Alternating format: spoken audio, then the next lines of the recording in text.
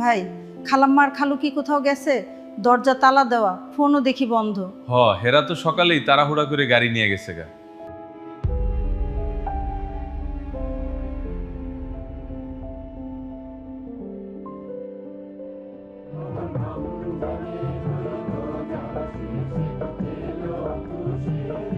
মা, চাঁদ উঠছে। আমারে জামা কিনা দিবা না মা? ও মা, দিবা না?